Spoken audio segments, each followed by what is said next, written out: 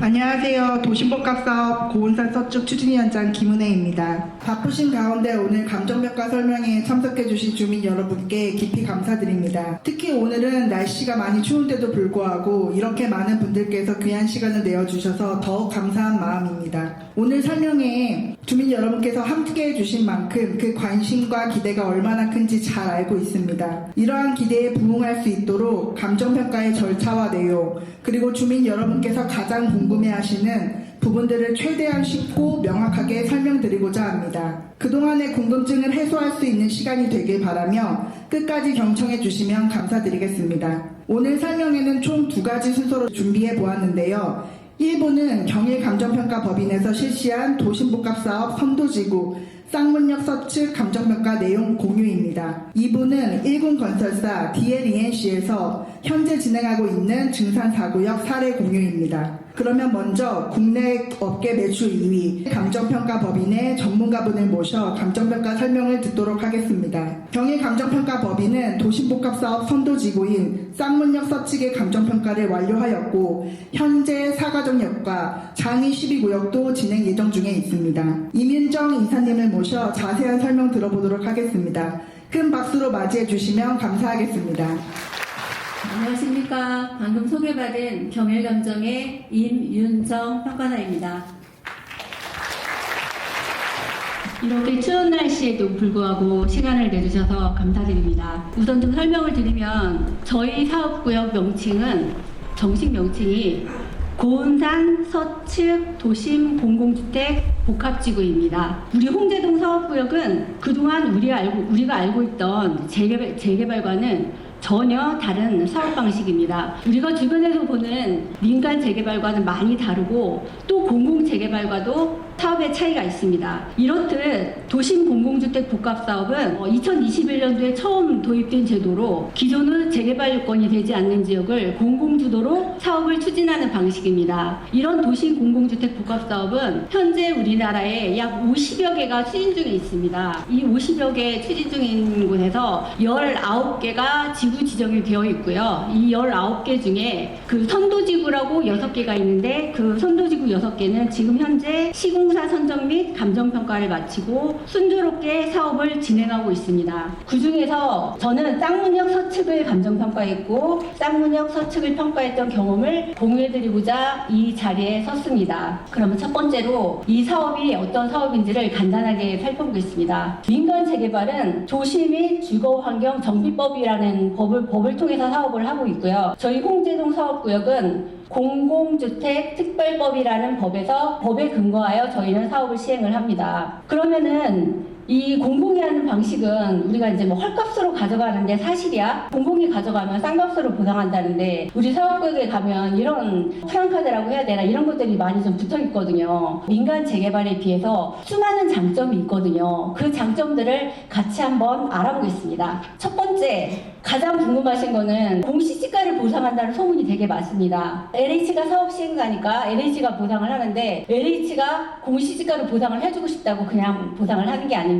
아까 설명드렸듯이 우리 사업은 공공주택특별법에 따라서 기반을 하고 있고 그 공공주택특별법에서 어떻게 보상을 하라고 규정이 되어 있습니다. 그러면은 잠깐 여기서 우리 법률 규정을 한번 살펴보고 가겠습니다. 이게 우리 사업구역이고요. 이건 저희 사업구역에 아직 확정되지 않은 그냥 조감도입니다. 아까 설명드린 대로 저희는 공공주택특별법에 따라서 사업을 시행하고 사업 시행자는 LH입니다. 그러면은 저희는 공공주택특별법에 따라서 보상을 한다고 되어 있는데 보상을 어떻게 하냐면 공공주택특별법에 이렇게 되어 있습니다. 공공주택특별법 40조 10에 보면 토지 등의 수용 등 일단 수용은 할 수 있게 되어 있습니다. 그런데 토지 등의 수용 사용 손실보상에 관하여 공익사업을 위한 토지 등을 취득 및 보상에 관한 법률을 적용한다. 이렇게 되어 있습니다. 그러면 공익사업법이라고 약칭을 하면 이 공익사업법에 가보면 공익사업법 70조에 토지를 취득하는 토지의 보상, 이 보상을 어떻게 하는지 규정이 되어 있는데 협의평가를 할 때는 부동산 가격 공시에 관한 법률 공시지가를 기준으로 하되 여기서 말 그대로 공시지가로 보상한다는 뜻이 아니라 공시지가를 기준으로 하여 보상하되 위치, 형상, 환경, 이용 상황 등을 고려 고려하여 평가한 적정 가격으로 보상한다 이렇게 되어 있습니다. 이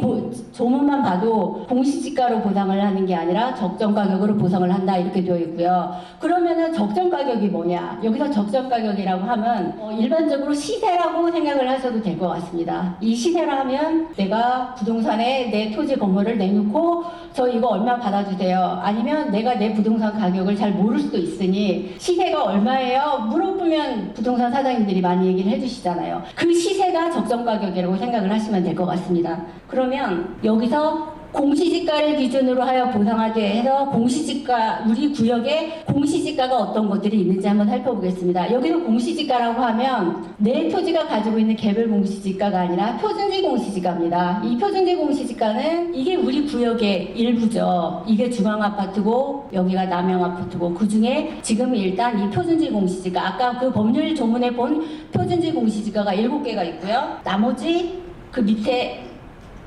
밑에 이쪽에 그 아파트가 있고 이쪽에 송주건이 있고 이렇게 표준지가 분포되어 있습니다. 그럼 앞에 그 7개를 포함해서 우리 구역에 25개의 표준지가 있습니다. 일단 이 표준지들은 가격이 얼마로 되어 있냐면 평당 1,570만원, 2번 표준지는 1,020만원, 3번 표준지는 1,080만원 이렇게 쭉 해서 9번 표준지 1,130만원, 1,240만원, 1,390만원, 1,260만원부터 25번 표준지까지 1,160만원까지 이렇게 되어 있습니다. 그러면 우리가 걱정하는 것처럼 공시지가를 기준으로 보상을 한다는 얘기는 이 공시지가 이 금액이 보상금이 되어야 되잖아요. 그런데 이 금액으로 보상이 되어있는 게 아니라 이 공시지가를 출발점으로 해서 나중에 적정 가격으로 보상한다 이렇게 말씀드립니다. 그런데 제가 아까 초반에 쌍문역 서측을 담당했다고 말씀드렸으니 쌍문역 서측에서 최근에 어떻게 평가했는지를 경험을 한번 공유를 해드리겠습니다. 이게 쌍문역 서측의 보상금 수준입니다. 쌍문역 서측은 표준지 공시지가가 우리 구역은 25개가 있는데 거기는 이렇게 7개가 있었습니다. 쌍문역 서측은 저희보다 구역이 작았거든요. 7개가 있는데 쌍문역 서측의 평당 공시지가는 961만원부터 1,441만원 이렇게 분포되어 있었고 실제 보상이 나온 거는 2,600, 3,300 이거는 이제 도로가 넓은 데 붙어 있긴 했지만 3,600 이렇게 보상이 나왔습니다. 이거를 제가 말씀드려서 우리 구역의 공시지가로 보상이 나오는 건 아니다. 이렇게 말씀을 드립니다. 일단 이제 우리 사업 구조를 설명을 드리면 일단 민간 재개발이든 사실은 공공이 하는 거든 아니면 LH가 하는 일단 종전자산 보상비라고 하면 여기 계신 소유자분들이 받을 총 보상액입니다. 종전자산 보상비, 그 다음에 시공사와 계약하는 건축비, 기타 부대 비용에서 이 4가지 항목을 더하면 우리가 나중에 시간이 흐르면 아파트와 상가로 이 우리 사업구역이 변모가 되겠죠. 그런데 우리는 일단 종전자산 보상비에 대해서 공시지가가 아닌 적정 가격인 시세 보상을 한다. 이거는 제가 증명을 해드렸고 두 번째는 사실은 건축비에 관한 문제인데요. 이 건축비가 우리가 민간 재개발에서 시공사하고 계약을 한번 한 다음에 시공사가 처음에 계약을 한 다음에 나중에 시간이 흐를수록 건축비 인상을 하는 사례들을 많이 보셨을 겁니다. 제일 우리가 최근에 본 게 올림픽 파크 포레온이잖아요. 거기서 중간에 사업 멈춘 거 보셨죠? 그 왜 그랬을까요? 건축비 올려달라는 거였잖아요. 건축비 올려주지 않으면 우리 사업 못한다. 그래서 이렇게 멈추게 되면 그 손실은 누구한테 돌아가죠? 우리 주민들한테 돌아가죠. 그렇게 하면 처음에 내가 이거를 이 보상비도 많이 받고 이 건축비도 적정하다고 생각을 해서 내가 이 25평 아파트, 33평 아파트를 예를 들어서 8억, 9억에 분양을 받기로 이렇게 생각을 했었는데 나중에 가보니까 8억, 9억이 아니라 11억, 12억짜리가 되는 겁니다. 내가 내야 되는 분담금이 1억, 2억 이렇게 눈덩이처럼 불어나거든요. 이게 민간 재개발의 폐해죠. 민간 재개발의 가장 어려운 점이기도 합니다. 그런데 저희는 이 시공사에 관해서 가장 큰 이점이 있습니다. 시공사와 건축 계약을 누가 체결하죠? LH가 체결합니다. LH와 시공사 간의 건축 계약을 체결을 합니다. 그래서 시공사하고 LH하고 계약을 체결을 하면 이게 시공사가 LH와 이 도급 계약을 체결하는 경우와 일반 민간 조합에서 하는 이 도급 계약 체결하는 경우가 조금 다른 것 같습니다. 저희는 나중에 보상을 받고 LH하고 현물 계약을 체결할 때 빌라를 예를 들어 4억의 감정평가를 받았어요. 그런데 LH가 통지를 해주기를 33평 아파트를 들어간다고 하니까 9억을 내라고 합니다. 그럼 내가 4억을 보상을 받고 9억을 들어가니까 5억을 분담금을 더 내야 되겠죠. 그런데 민간 같으면 그 5억을 더 내는 게 확정되지가 않았단 말입니다. 그런데 여기는 확정입니다. 확정. 더 이상 불어나지가 않아요. 분담금이 확정됩니다. 혹시 나중에 가격이 올라가더라도 사업의 리스크를 LH가 지는 거지 여기 주민들이 지는 게 아니다. 이건 가장 큰 이점입니다. 그 다음에 세 번째는 일반 재개발에서는 보상하지 않는 우리 구역만의 특징, 공공주택 복합지구만의 특징입니다. 우리가 일반 재개발은 보상을 할 때 내가 단독주택을 가지고 있으면 토지, 건물 딱 여기까지만 보상을 합니다. 여기서 토지, 건물 여기까지만이라는 의미는 건물을 내가 허가를 30평을 받았어요. 그런데 우리가 이제 재개발을 하는 지역은 신규 건물만 있는 게 아니라 오래된 건물들이 많이 있지 않습니까? 옥탑에 뭐 불법 증축한 것도 있을 수 있고 이런 것들은 민간 재개발에서는 절대 보상을 안 해줍니다. 딱 30평까지만. 민간 재개발에서는 허가받은 대로만, 즉 건축물 대장상 면적에 있는 것만 보상을 해줍니다. 그런데 우리 공공주택 복합지구는 그렇지 않습니다. 우선 크게 얘기하면 눈에 보이는 건 다 보상해줍니다. 불법도 상관없이 무조건 보상을 해줍니다. 그래서 건축물 대장 외에 그 불법 증축한 부분도 보상을 해주고 우리 가보면 옥탑을 뭐 물테크인데 이걸 주거용으로 개조를 해서 주거용으로 사용하는 부분도 보상을 해줍니다. 그리고 단독주택 같은 데 가보면 보일러실도 따로 있죠. 계단실 밑에 그런 것도 보상해주고 그 다음에 담장 뭐 대문은 뭐 말할 것도 없고요. 담장 바닥 포장이라고 하면 우리 마당 흙 밟고 다니지 않게 우리 바닥 포장 해놓은 거 그런 바닥 포장도 보상해주고 그 다음에 마당에 있는 감나무, 은행나무 모든 게 어쨌든 이건 보상 대상이고요. 그럼 이렇게 보면 여기가 보상금이 많을까요? 여기가 보상금이 많을까요? 우리 지구가 보상금이 많습니다. 마지막으로 네 번째는 민간 재개발을 하면서 제일 큰 문제점이 사실은 재개발이라는 게 주거 환경을 개선을 하고 신혼부부라든지 아니면 다른 주민들도 아파트에 살 수 있게 아파트를 공급하는 게 목적인데 또 하나 단점이 여기 원주민들이 정착하지 못한다는 이런 사실은 단점이 있습니다. 그런데 여기에서는 이 복합지구에서는 어떤 방식이 있냐면 이공유제라는 게 있습니다. 이 공유제는 예를 들면 아파트 분양가가 LH에서 주는 게 9억이에요. 그런데 그 중에 뭐 60%, 70% 일정 비율만 내고 내가 들어가서 살다가 나중에 내가 그 집을 팔고 나올 때 LH와 왜냐면 내가 60%, 70%만 냈으니까 나머지는 LH가 낸 거 아닙니까? 그러면은 나중에 그 집을 팔았을 때 그 이익이 생겼을 때 그 이익을 LH와 내가 공유한다. 사실은 이런 제도입니다. 그런데 이거를 나쁘게 봐야 되나? 왜냐면 이런 제도가 없다고 하면 내가 나머지 분담금을 다 내야 되잖아요. 그러면은 어쩔 수 없이 살고 싶음에도 불구하고 거주하고 싶음에도 불구하고 팔고 나가야 되는 이런 상황에 처할 수도 있는데 이 이익공유제는 그런 분들이 여기서 정착할 수 있도록 하는 이런 제도라고 보여집니다. 그러면은 여기까지 민간에서 하는 재개발과 그 다음에 우리 그 홍제동 서측 도심 공공주택 복합지구 간의 좀 차이점을 좀 간단하게 살펴봤고요. 이제 선생님들이 궁금해하시는 그 보상평가를 어떻게 할지 이런 거를 잠깐 살펴보겠습니다. 근데 보상평가를 하기 전에 우리는 그 민간 재개발하고 다른 또 하나 차이가 있습니다. 이 토지등 지정물 조사라고 있는데 아까 설명드렸다시피 민간 재개발에서는 있는 그대로 토지 대장에 있는 거 토지 대장 그대로 건축물 대장에 있는 거 대장 그대로만 보상을 한다 이렇게 말씀을 드렸습니다. 그런데 우리는 그렇게 보상하는 게 아니라 있는 거 다 해준다. 근데 있는 거 다 해주는 게 가보면 뭐 담장도 있고 아까 말씀드린 수목도 있고 근데 이런 것들은 대장이라든지 이런 게 없으니까 직접 가서 집 한 집 한 집 찾아가서 조사를 해야 되겠죠. 그 조사를 하는데 이 지정물 조사라는 걸 한다 이렇게 좀 설명을 드립니다. 이거는 이렇게 간단하게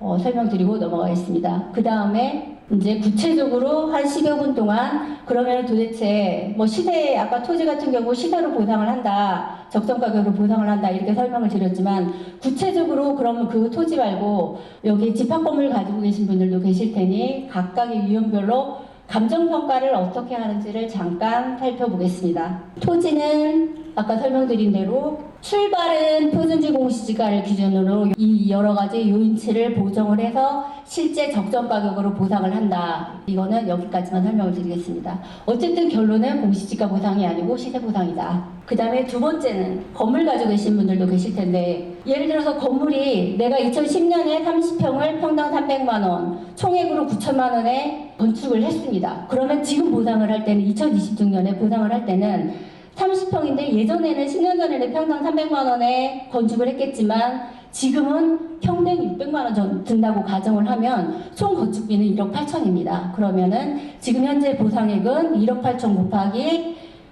이 건물이 50년 쓴다고 가정을 하면 26년에서 10년까지 15년을 썼으니까 15년은 빼고 1억 2,600을 보상한다. 이렇게 감정평가합니다. 건물 같은 경우. 그 다음에 집합 건물 가지고 계신 분. 제가 지금 토지 위주로 설명을 드렸는데, 집합 건물은 우리가 토지와 건물로 같이 구성이 되어 있거든요. 토지를 빼고 내가 건물만 매각할 수도 없고, 건물만 살 수도 없고, 토지와 건물이 같이 묶여서 따라다니는 거. 이런 거 우리가 뭐 보편적으로 얘기하는 아파트, 뭐 빌라 다세대 이런 겁니다. 이게 지금 우리 우리 구역에 거래가 이루어졌던 뭐 2025년, 2024년 이렇게 이루어졌던 사례들을 제가 쭉 열거를 했는데요.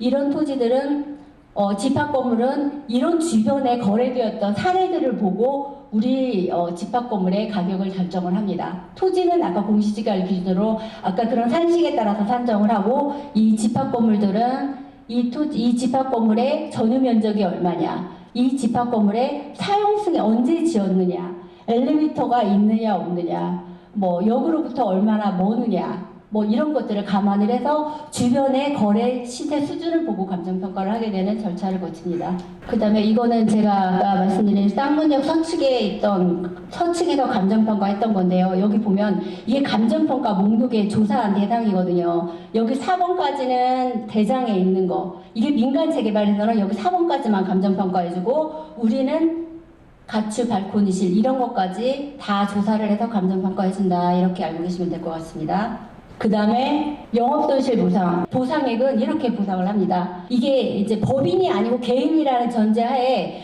버는 거에 4개월치. 한 달에 내 마진이 만약에 500이면 500만 원 곱하기 4개월 해서 2천만 원에다가 뭐 인테리어 비용, 그 다음에 뭐 의자라든지 테이블이라든지 이런 보상의 합계고요. 결국은 영업보상은 내가 이익을 많이 내는 가게면 영업보상을 많이 받게 되는 거고, 이익이 적게 나는 가게는 보상을 적게 받겠죠. 다만 여기서 뭐가 있냐면 한 달에 100만 원씩 밖에 못 벌어요. 그러면 100만 원 곱하기 이 4개월에서 400만 원을 주겠죠. 그렇게 안 하고 그래도 최소한의 한 5, 600만 원 정도는 줘서 내보내라. 이런 게 우리 법의 취지입니다. 그래서 그 500인지 600인지 그거는 감정평가할 때 그때 기준 시점에 고시금액이 나옵니다. 지금 현재 고시금액은 약 550만 원 정도 되거든요. 근데 아마 한 1년 반 후 정도 되면 이게 막 600 정도 된다고 하면 600만 원 곱하기 4개월에서 2,400에다가 이런 거 더해서 대략적으로 구역마다 보편적으로 한 3,500에서 4,000만 원 정도 이렇게 영업보상이 주어지게 됩니다. 이거는 집주인이 영업을 하든 세입자가 영업을 하든 같습니다. 이거는. 그 다음에 주거 이전비라고 있는데, 이 주거 이전비는 소유자와 세입자가 보상액이 다릅니다. 근데 이 주거 이전비는 조건이 상가가 아니라 주거용 건축물에 거주하는 사람, 주거용 건축물에 거주하는 소유자에 대해서는 2개월치를 주고요. 여기 세입자에 대해서는 4개월치를 줍니다. 세입자가 보상액이 더 많죠. 그러면 주거용 소유자에 대해서는 그 주거용 소유자 거주하시는 분이 한 분이 거주하시는지, 세 분이 거주하시는지, 8분이 거주하시는지에 따라 다 다릅니다. 그럼 이거는 누가 결정하냐? 이것도 고시금액입니다. 고시금액. 이 고시금액도 결국은 나중에 보상을 받는 시점에 그 고시금액이 되겠죠. 근데 예를 들면 2024년 3분기 기준으로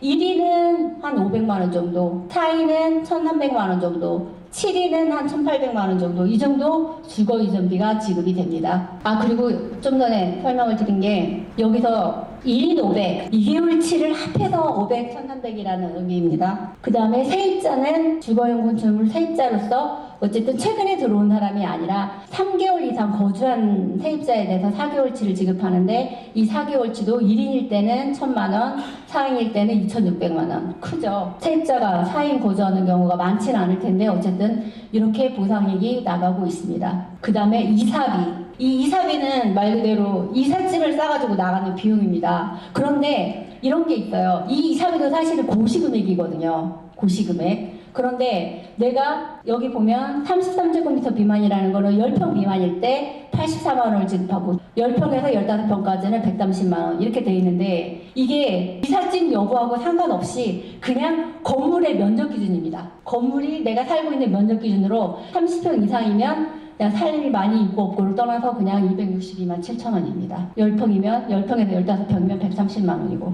그 다음에 마지막으로 LH가 사업을 이제 진행을 하겠지만 앞으로 향후에 우리가 이사를 하고 입주를 하기까지 어떤 절차들이 예정되어 있는지를 간단하게 한번 설명을 드려보겠습니다. 일단 이거는 도심공공주택 복합 추진 절차를 전체를 사실은 보여드린 거고요. 저희는 여기까지 와 있습니다. 지구지정 확정고시가 되면 어떻게 보면 사업이 큰 산을 하나를 넘었다 이렇게 생각을 하셔도 될 것 같습니다. 지구지정 확정고시가 되면 이때부터는 감정평가도 할 수 있습니다. 만약에 정말 빠르게 사업을 한다고 하면 이 지구지정이 감정평가할 수 있는 사실은 근거거든요. 그러면은 제가 알고 있기로는 이 예정지구가 지정되고 나서 동의서 요건을 갖추면 이 지정고시가 확정되는데, 저희가 잘 빨리 간다고 하면 올 여름쯤에 한 7월이나 8월쯤에 이 지구지정 확정고시가 되고, 그 다음에 이제 시공사를 이제 선정을 하시겠죠. 시공사 선정 권한도 사실은 우리한테 주는 거죠. 그렇기 때문에 여기에 있는 이 시공사들이 여기 주민들한테 이제 PR하려고 여기에 이렇게 많이 오신 거겠죠. 그리고 앞으로 이제 지구지정이 되고 나면 여기 계신 주민분들이 마음에 드시는 시공사를 선정을 하실 거고, 그 다음에 그러면은 시공사 선정하고 감정평가사도 여러분이 뽑으십니다, 사실은. 왜냐면 민간 재개발에서는 감정평가도 내 재산을 감정평가할 평가사를 내가 뽑지 않습니다. 구청에서 뽑아줍니다, 두 사람을. 그런데 저희는 시공사도 뽑고 내 토지의 부동산을 감정평가할 평가사도 여러분 손으로 뽑습니다. 근데 감정평가사 여기는 3명이 감정평가하는데 3명 중에 한 사람은 여러분들이 뽑으시고, 그 다음에 한 사람은 사업시행자인 LH가 뽑고, 그 다음에 한 사람은 여기가 서울시니까 서울시장이 뽑습니다. 그럼 3명이 와서 같이 감정평가를 해서 산술평균을 해서 여러분들한테 통지를 해드리는 이런 구조입니다. 이렇게 해서 시공사 선정하고 나중에 이제 사업계획 승인 이런 거는 LH가 하는 절차니까 저희가 하는 절차는 아니니까요. 저희가 시공사까지만 선정을 하면 나중에 이제 감정평가에서 통지 받으시고 계약 체결하시고 이주하시면 이제 LH가 집 지어놓으면은 저희는 이제 들어오는 이런 구조입니다. 그러면은 이거를 날짜를 한번 봐가면서 한번 설명을 드리면, 저희가 아까 말씀드린 대로 예정지구가 지정이 되어 있으니 26년 7월이나 8월쯤에 저희가 동의서 요건만 갖춘다고 하면 본지구 지정을 받을 수 있고요. 이 사업계획 승인이 2027년 7월 정도로 예정되어 있다고 합니다. 그리고 제가 아까 말씀드린 사업계획 승인이 되고 나면 아까 말씀드린 지자물 조사라는 걸 하게 됩니다. 이거는 민간 재개발에서는 없는 추가적인 절차예요. 아까 제가 이걸 왜 한다고 말씀드렸죠?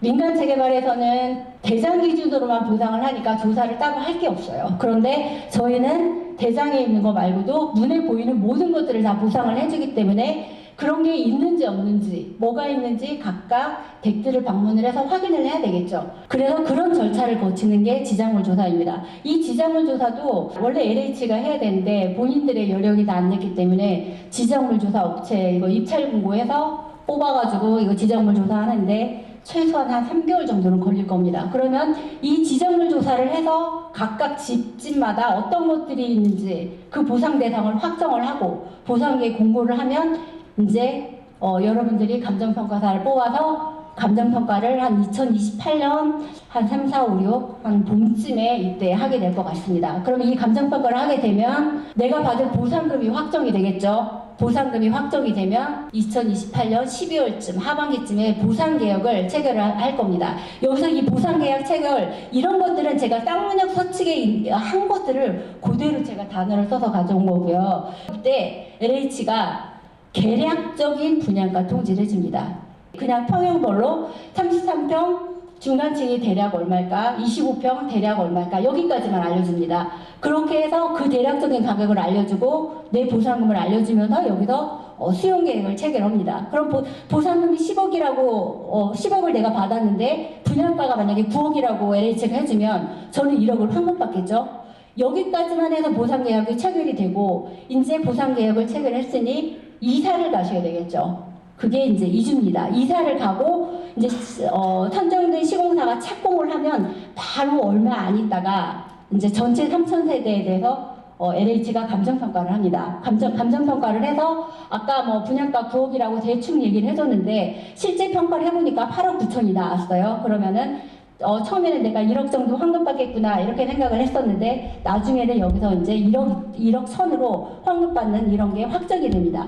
이때 일반 분양가가 확정되는 거예요. 우리 주민들이 만약에 1,500분이면 1,500분 각각 아파트 한 채씩 주고 나머지 1,500개는 일반 분양을 해야 될 거 아닙니까? 일반 분양가들이 확정이 돼야지 분양이 잘 되고 확정이 돼야지 우리 주민들의 분양가도 거의 확정이 되는 거거든요. 이렇게 해서 우리가 공사를 하고 2033년 하반기쯤에 저희가 입주를 하는 걸로 알고 있는데 그럼 여기서 차이점이 민간 재개발과 이 복합사업의 차이, 우리 주민들의 가격이 확정된다는 게 가장 큰 겁니다. 아까 말씀드렸듯이 민간 재개발은 이게 나중에 공사를 하고 공사하는 동안에도 우리 분담금이 어떻게 될지 모르는 거잖아요. 리스크가 많잖아요. 그런데 여기서 우리가 처음에 착공을 했을 때 LH가 우리 분양가를 확정해주면 나중에 이 시공비가 오르든 어쨌든 우리는 그냥 이 분양반 확정 분양 가격으로 간다. 이게 이제 우리 사업입니다. 귀한 시간 내주셔서 감사하고요. 다음 순서는 도심복합사업 증산 4구역 사례 소개와 질의응답 시간입니다.